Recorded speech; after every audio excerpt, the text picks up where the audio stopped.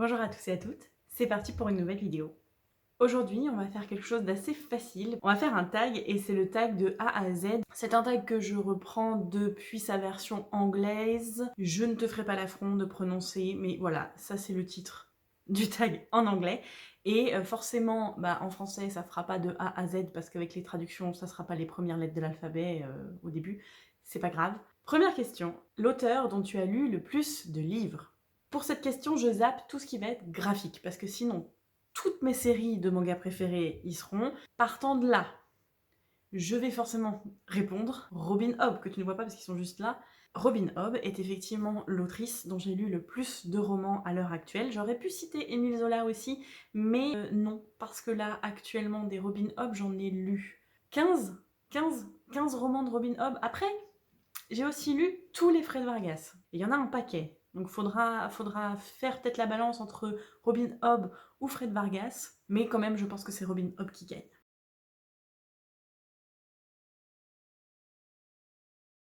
Deuxième question, la meilleure des séquelles à tes yeux? Je suis un peu embêtée parce que j'avais compris préquel et pas sequel quand j'ai préparé ce tag. Préquel, ça aurait été beaucoup plus facile pour moi. Je t'aurais parlé de Shikanoko de Liane Hearn, qui est donc un préquel 500 ans, je crois, avant le clan des Otori, que j'ai aussi adoré. Non seulement ça fonctionne très bien, mais c'est aussi une histoire indépendante qui peut être appréciée totalement, indépendante. Ça me semblait être un bon exemple, mais voilà, c'est pas la bonne réponse à la question sequel, le meilleur sequel de tous les temps. La meilleure suite, je connais que des pires suites, du genre Fruit Basket Another, tu vois. Si, et je vais dire Doctor Sleep, de Stephen King, que j'ai énormément apprécié. Je sais qu'il fait pas l'unanimité parmi les Stephen King, donc on peut considérer que c'est le sequel de Shining.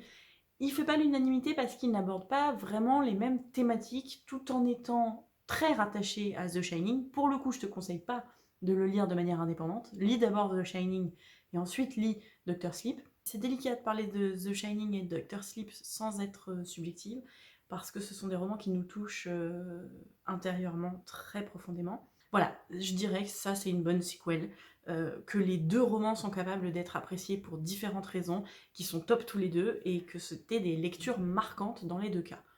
Je pense que ça répond bien à la question. Question 3, lecture en cours. Ma lecture en cours, je la fais en numérique sur ma liseuse, et il s'agit, tu le verras peut-être pas là, mais c'est une preuve, j'en suis donc actuellement au chapitre 5 du Maître des Illusions de Donna Tartt, que je lis en lecture commune avec tout le Discord de Cornelius. Je suis pas emballée pour l'instant. En revanche, depuis la fin du chapitre 2, ça va beaucoup mieux, j'apprécie ma lecture parce qu'au début j'avais vraiment l'impression d'être bloquée dans un roman un peu prétentieux qui essayait de me faire passer Gossip Girl pour de la haute littérature, honnêtement, parce que les pérégrinations d'étudiants pleins aux as, délaissés par la vie, qui se réfugient dans l'alcool, je m'en fiche un peu. Mais en fait, ça c'est de la poudre aux yeux. Oh, mais tu peux dire que le roman, il porte très bien son nom. Oui. Oh, c'est tellement cliché ce que je suis en train de dire par rapport à ce roman, mais il faut pas se fier aux apparences. Donc là, j'en suis au chapitre 5, et j'ai très très envie de continuer. Très hâte de finir ce tag pour m'y replonger. Question numéro D. La boisson de choix pendant la lecture. Ça dépend des moments dans la journée, on va pas se le cacher. Café le matin, thé l'après-midi, apéro le soir. Question numéro E. Lecture numérique ou lecture papier? Les deux, mon général. J'aime beaucoup, évidemment, lire sur papier, hein, la sensation physique, le rapport un peu matériel aux choses, tout ce qui est touché papier, tu vois. Mais on ne peut pas nier que la lecture numérique, c'est quand même méga pratique, ça permet de lire les classiques sans avoir à les acheter, ce qui est une très bonne chose aussi, tout ce qui est dans le domaine public.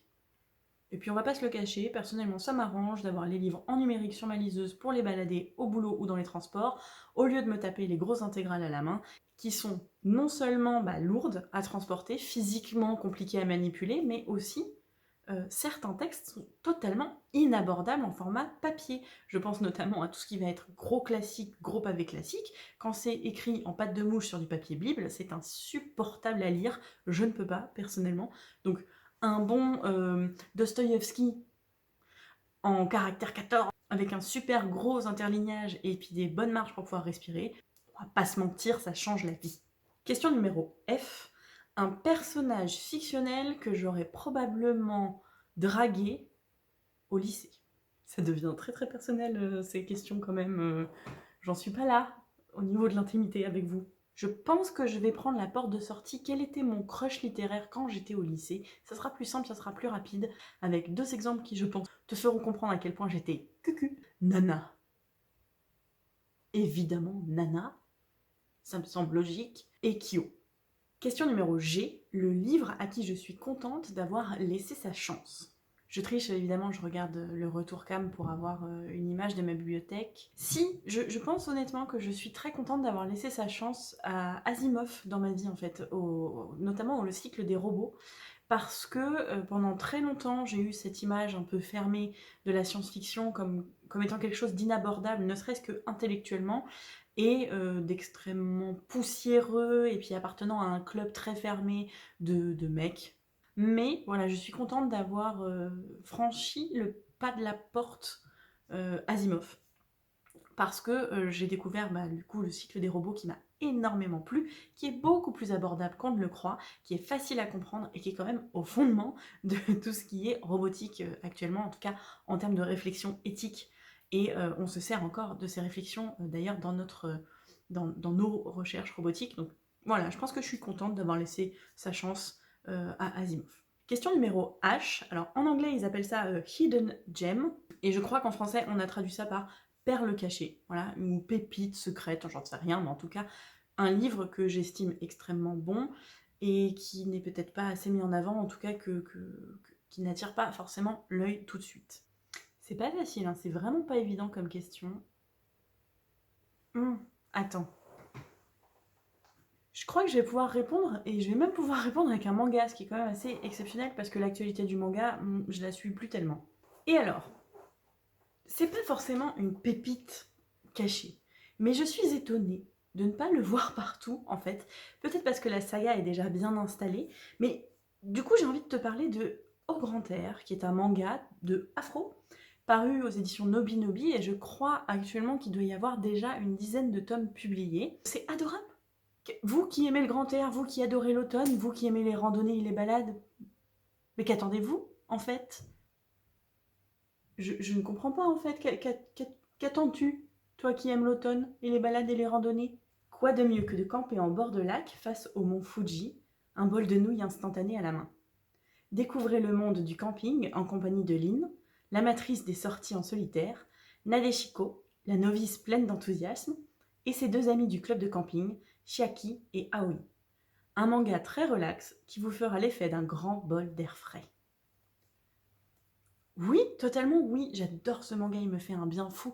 C'est l'équivalent de Yotsuba, tu vois, c'est l'effet Yotsuba pour moi. J'adore ce manga. Voilà, c'est l'occasion d'en parler. Petite pépite cachée. Question numéro I. Un moment important dans ma vie de lectrice. Eh bien, je dirais que c'est quand j'ai eu 16 ans, enfin quand j'étais en seconde en tout cas, et que ma professeure de littérature à l'époque nous a fait faire une mise en procès des personnages de Germinal de Zola. Et on devait, moi j'incarnais la Maheude, et on devait donc évidemment lire le roman, mais en prêtant attention particulièrement à ce qui arrivait à son propre personnage, pour pouvoir ensuite, lors du procès qu'elle organisait elle, plaider la défense de notre perso.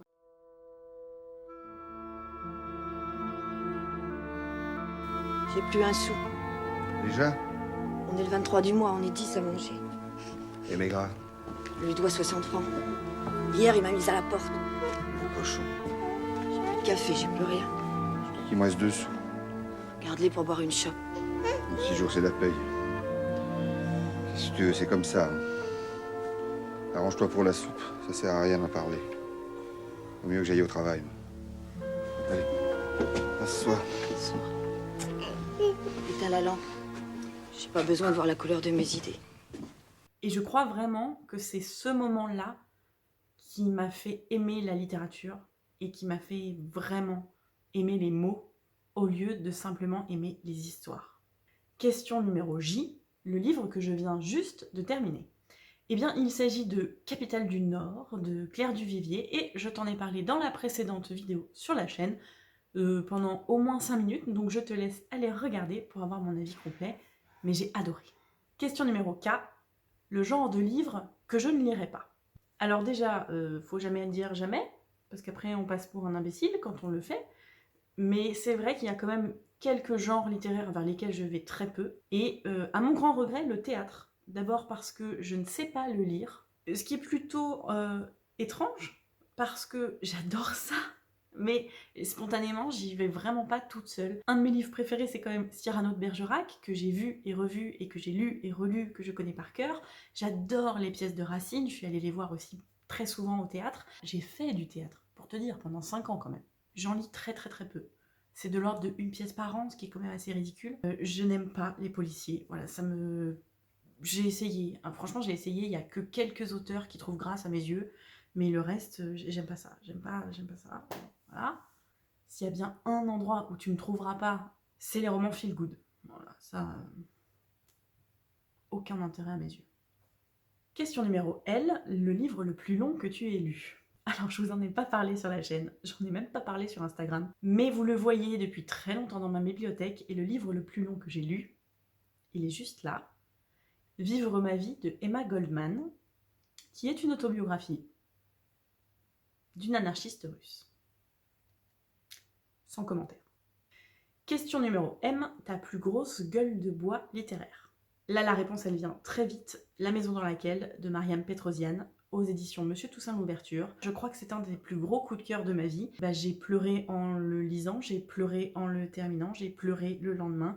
Et la littérature n'avait plus de saveur une fois que j'ai terminé ce roman. La maison exige une forme d'attachement mêlée d'inquiétude, du mystère, du respect et de la vénération. Elle accueille ou elle rejette, gratifie ou dépouille, inspire aussi bien des contes que des cauchemars, tue, fait vieillir, donne des ailes. C'est une divinité puissante et capricieuse, et s'il y a bien quelque chose qu'elle n'aime pas, c'est qu'on cherche à la simplifier avec des mots. Ce genre de comportement se paye toujours. Voilà, maintenant que vous êtes prévenus, on peut continuer à discuter. Et il m'a fallu plusieurs semaines avant de me dire avec bonne volonté et la bonne ouverture d'esprit que j'allais attaquer quelque chose d'autre. La maison dans laquelle je m'en souviendrai vraiment toute ma vie. Question numéro N, le nombre de bibliothèques chez toi. Écoute, tu les as là, donc 2 mètres haut et 1,50 de haut. Et puis évidemment, il y a ça pour ma pile à lire. Voilà. Mais c'est tout. Question numéro O, le livre que tu as lu plusieurs fois.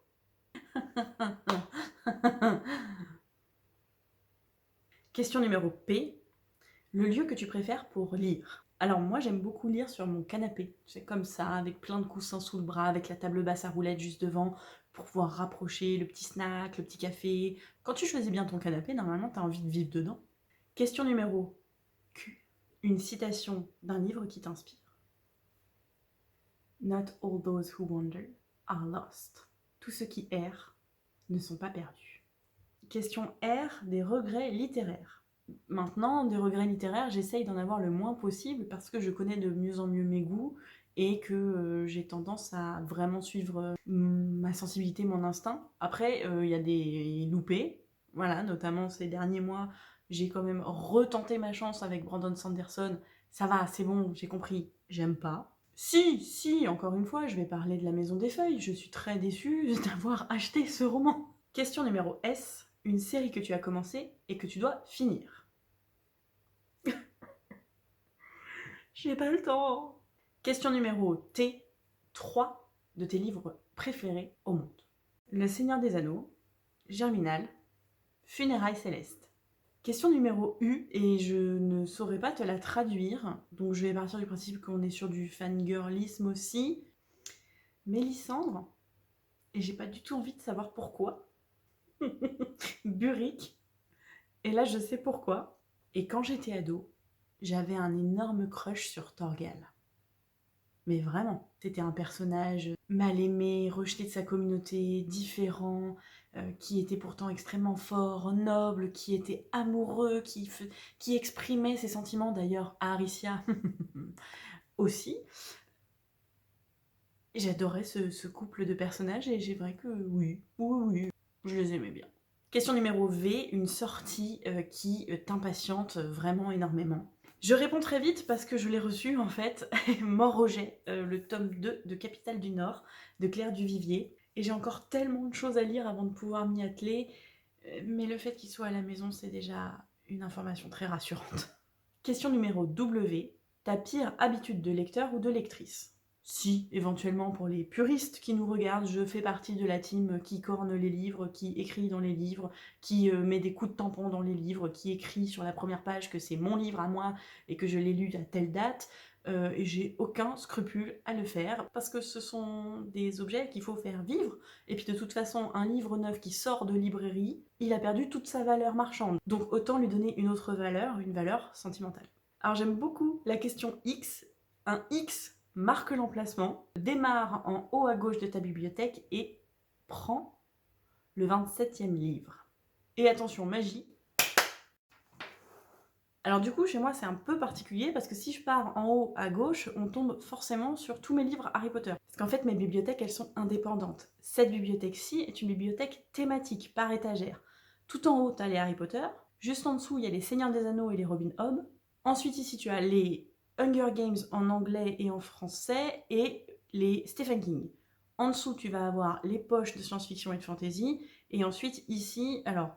le Emma Goldman, fallait quand même que je le mette quelque part, mais ici ça va être la littérature asiatique. Et en dessous c'est le fourre-tout avec les classiques et les livres de cuisine. De ce côté-là, c'est plus intéressant peut-être pour cette question-là, parce que de ce côté-ci, cette grande bibliothèque, ce sont mes grands formats classés par maison d'édition. Et en ce qui concerne cette bibliothèque-ci, on va être plutôt sur les graphiques, les BD, les mangas, les magazines et les hors-séries. Donc, pour rendre le truc un petit peu plus rigolo, je t'ai pris le 27e d'ici et le 27e de là. Ici, le 27e, c'est les créatures de Tolkien, illustrées, mais alors, illustrées merveilleusement. Ah, c'est beau. Ah, regarde ça, comme c'est beau. Et il faut savoir que je suis donc vraiment très très fan de tout ce qui va être l'univers illustré de Tolkien. Je suis une inconditionnelle du travail d'Alan Lee, par exemple. Et donc en fait il s'agit d'une version de l'encyclopédie de Tolkien de David Day, qui est quand même un spécialiste dans le genre, illustrée, en tout cas enrichie du travail de 11 illustrateurs différents, et notamment, bien évidemment, Alan Lee. Regarde comme il est beau l'olifant. Autant te dire qu'il s'agit d'une pépite de ma bibliothèque, d'un trésor que j'ai trouvé en brocante qui m'a coûté 1 € et qui à l'époque coûtait la modique somme de 164 francs français. Et pour la réponse de ce côté-ci de la bibliothèque, eh bien le 27e, c'était Combini de Sayaka Murata, publié aux éditions de Noël. Et ça tombe très bien, ça me permet de te parler d'un coup de cœur parce que c'était une lecture coup de cœur. Il s'agit de l'histoire d'une jeune femme trentenaire qui est en marge de la société parce que son statut est particulier. Elle est célibataire, elle habite seule, elle travaille dans un combini, emploi qui est assez peu valorisé dans la société japonaise. Les combini, ce sont les petits magasins où on trouve de tout, tout le temps, à toute heure. C'est l'histoire de cette jeune femme et donc de ses déboires par rapport au jugement de la société qui est très très fort sur elle et la manière dont elle va ou non réussir à s'en émanciper. C'était très court mais super intense. J'ai beaucoup aimé cette lecture. Question Y, ton dernier achat. Alors bon, en vérité, mon dernier achat, je te l'ai déjà montré, c'est Mort au jet de Claire Duvivier, mais c'était une précommande et il est sorti après, donc on va dire que ça compte pas. Mon dernier achat, c'est Mon ami Pierrot de Jim Bishop aux éditions Glénat, que je n'ai toujours pas lu parce que je veux le savourer. Ça a l'air merveilleux, ça a l'air fabuleux. Je n'en sais rien, je n'en sais pas grand chose, j'aime beaucoup le travail de Jim Bishop, c'est sa dernière sortie, je ne savais pas qu'il sortait, Cornelius m'a prévenu, le jour même je l'ai acheté. Je l'aimais vraiment, j'aurais voulu que les choses se passent autrement. Et ça y est, on arrive à la dernière question, question Z, le dernier livre qui t'a fait tenir éveillé toute la nuit. Je ne suis plus adolescente, je ne peux plus rester éveillée toute la nuit à lire un bouquin puis à aller au travail après une nuit blanche. Non, c'est mort, là moi j'ai plus de 30 ans, c'est fini ce genre de bêtises. Et voilà, la vidéo est terminée, j'espère qu'elle t'a plu, j'espère que tu as passé un bon moment. N'hésite pas à reprendre le tag toi-même, à me le dire si tu le fais. Si cette vidéo t'a plu, eh bien oui, je t'invite à mettre un pouce en l'air, à laisser un commentaire, à t'abonner, en tout cas à te manifester de la manière dont tu le souhaites. En attendant, je te laisse bouquiner. Et moi, je retourne lire. Ciao!